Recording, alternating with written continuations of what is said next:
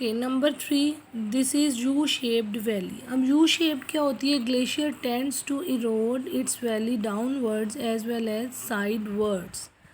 जो ग्लेशियर्स होते हैं वो क्या करते हैं कि एक मतलब आपस में उनकी इरोजन होती है, कटिंग होती है। जैसे जैसे ग्लेशियर अब नीचे की तरफ मूव करते हैं, बर्फ़ पिघलती जाती है, तो उससे गुजरगाह जो रास्ता सा बनता जाता है वो कुशादा हो जाती है।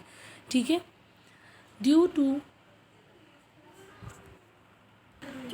To this action the valley gets widen and resembles English alphabet U. That's why it is called U-shaped valley. Kagan, Naran and Hunza are examples of such valleys.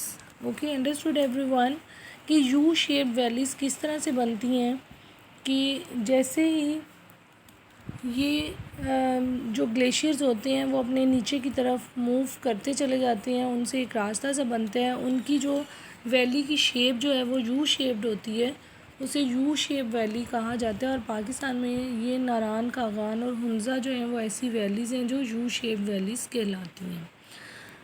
Hanging valleys. Just like a major river which is joined by small streams, a major glacier is joined by many small glaciers. The valleys of these small glaciers lie above the valley of main glacier and are called hanging valleys. अब hanging valleys यानी मौलिक किस तरह से होती हैं कि जैसे एक बड़े दरिया में छोटे छोटे दरिया आकर मिलते चले जाते हैं, तो इसी तरह से एक जो बड़ा ग्लेशियर है उसमें छोटे छोटे कई ग्लेशियर्स आकर मिलते हैं।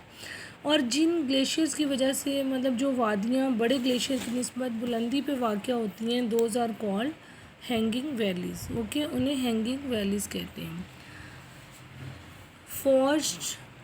फॉर्स्ड वैलीज़ जो होती हैं दीज आर कॉल्ड गर्काब। क्या होते हैं कि many mountain ranges are situated on the coast. Here the valley glaciers directly descends into the sea and the sea water enters into their valleys.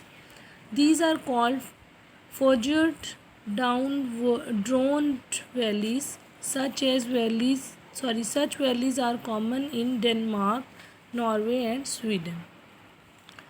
Okay, जो एरियाज़ कोस्टल एरियाज़ के करीब होते हैं, मतलब माउंटेन एरियाज़ जो coast के करीब हैं, पहाड़ साहिल के करीब होते हैं, वहाँ पे जो वैली ग्लेशियर्स हैं डायरेक्ट समुंदर में जाते हैं। ठीक है, डायरेक्टली समुंदर में जाते हैं और बाद में क्या होता है कि जो सी वाटर होता है इन वैलीज़ में एंटर हो जाता है। ऐसी वैलीज़ को हम fjord वैलीज़ कहते हैं। ठीक है, ये डेनमार्क, नॉर्वे और स्वीडन में होती हैं। Understand everyone?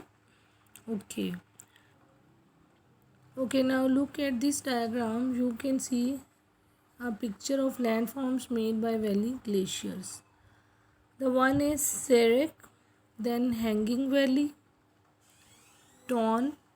Okay, you have read out about tons जो गड़े से बन जाते हैं पानी के, और वो जो है वो वैसी वैलीज़ बन जाती हैं। Then you can see a U-shaped valley, then fjord, terminal moraine, medial moraine, valley glacier and lateral moraine.